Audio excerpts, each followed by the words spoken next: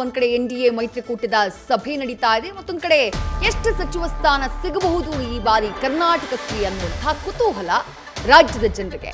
ಮೋದಿ ಸರ್ಕಾರದಲ್ಲಿ 3 ಕನ್ನಡಿಗರಿಗೆ ಸಚಿವ ಸ್ಥಾನ ಸಿಗುವಂತಹ ಸಾಧ್ಯತೆ ಇದೆ ಅಂತ ಹೇಳಲಾಗ್ತಾ ಇದೆ. ಯಾರ್ಯಾರು ಅವರು ಅಂತಂದ್ರೆ, ಒಂದು ಮಂಡ್ಯದಿಂದ ಭರ್ಜರಿ ಮತಗಳ ಅಂತರದಿಂದ ಗೆದ್ದಿರುವಂತಹ ಮಾಜಿ ಸಿಎಂ ಎಚ್.ಡಿ. ಕುಮಾರಸ್ವಾಮಿ ಅವರು, ಮತ್ತೊಬ್ಬರು ಮಾಜಿ ಸಚಿವ ಪ್ರಹ್ಲಾದ್ ಜೋಶಿ ಅವರು, ಲಿಂಗಾಯತ ಕೋಟಾದಲ್ಲಿ ಬಸವರಾಜ ಬೊಮ್ಮಾಯಿ ಅಥವಾ ಜಗದೀಶ್ ಶೆಟ್ಟರ್ ಅವರಿಗೆ ಸಚಿವ ಸಂಪುಟದಲ್ಲಿ ಸ್ಥಾನ ಸಿಗಬಹುದು ಅಂತ ಹೇಳಲಾಗ್ತಾ ಇದೆ. ಕಳೆದ ಬಾರಿ 2ನೇ ಅವಧಿಯಲ್ಲಿ ರಾಜ್ಯದ 4 ಸಂಸದರು ಅವಕಾಶವನ್ನ ಪಡ್ಕೊಂಡಿದ್ರು.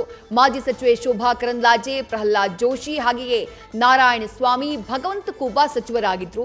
ಈ ಬಾರಿ 3 ಸಂಸದರು ಸಚಿವರಾಗುವಂತಹ ನಿರೀಕ್ಷೆ. ಅದರಲ್ಲಿ ಒಬ್ರು ಜೆಡಿಎಸ್ನ ಎಚ್.ಡಿ. ಕುಮಾರಸ್ವಾಮಿ ಅವರು ಚುನಾವಣಾ ಪ್ರಚಾರ ಮಾಡುವಂತಹ ಸಂದರ್ಭದಲ್ಲೇ ಈ ಸುಳಿವನ್ನ ಕೊಟ್ಟಿದ್ರು. ಜನರಿಗೆ ನೀವು ಅವಕಾಶವನ್ನ ಕೊಟ್ರೆ ನಾನು ರಾಷ್ಟ್ರ ರಾಜಕಾರಣಕ್ಕೂ ಹೋಗಬಹುದು ಅನ್ನುವಂತಹ ಮಾತುಗಳನ್ನ ಹೇಳಿದ್ರು.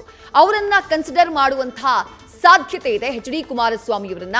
ಮತ್ತೊಂದು ಕಡೆ ಧಾರವಾಡದಿಂದ ಮತ್ತೊಮ್ಮೆ ಗೆದ್ದಿರುವಂತಹ, ಕೇಂದ್ರದಲ್ಲಿ ಸಚಿವರಾಗಿ ಕಾರ್ಯವನ್ನ ನಿರ್ವಹಿಸಿದ ಅನುಭವ ಇರುವಂತಹ ಪ್ರಹ್ಲಾದ್ ಜೋಶಿ ಅವರಿಗೆ ಮತ್ತೊಮ್ಮೆ ಮಣೆ ಹಾಕಬಹುದು ಪ್ರಧಾನಿ ನರೇಂದ್ರ ಮೋದಿ ಅಂತ ಹೇಳಲಾಗ್ತಾ ಇದೆ. ಅದರ ಜೊತೆಗೆ ಜಗದೀಶ್ ಶೆಟ್ಟರ್ ಅಥವಾ ಬಸವರಾಜ ಬೊಮ್ಮಾಯಿ ಅವರು ಶಿಗ್ಗಾವಿಯ ಶಾಸಕರಾಗಿದ್ದಂಥವರು, ಅವರನ್ನ ಲೋಕಸಭಾ ಚುನಾವಣೆಗೆ ಸ್ಪರ್ಧೆ ಮಾಡುವಂತೆ ಸೂಚಿಸಿದ್ದು ಹೈಕಮಾಂಡ್. ಹೀಗಾಗಿ ಬಸವರಾಜ ಬೊಮ್ಮಾಯಿ ಅವರಿಗೆ ಅವಕಾಶವನ್ನ ನೀಡಬಹುದು. ಇಲ್ಲ ಅಂತಂದ್ರೆ ಬೆಳಗಾವಿಯಲ್ಲಿ ಲಕ್ಷ್ಮೀ ಹೆಬ್ಬಾಳ್ಕರ್ ಪುತ್ರನನ್ನ ಭರ್ಜರಿ 1.5 ಲಕ್ಷಕ್ಕೂ ಅಧಿಕ ಮತಗಳ ಅಂತರದಿಂದ ಸೋಲಿಸಿದಂತಹ ಜಗದೀಶ್ ಶೆಟ್ಟರ್ ಅವರಿಗೆ ಅವಕಾಶವನ್ನ ನೀಡಬಹುದು ಪ್ರಧಾನಿ ನರೇಂದ್ರ ಮೋದಿ ಅಂತ ಹೇಳಲಾಗ್ತಾ ಇದೆ.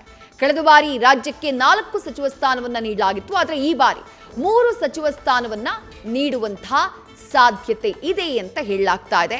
ಶೋಭಾ ಕರಂದ್ಲಾಜೆ ಅವರಿಗೆ ಈ ಬಾರಿ ಸಚಿವ ಸ್ಥಾನ ಮಿಸ್ ಆಗಬಹುದು ಅಂತ ಹೇಳಲಾಗ್ತಾ ಇದೆ.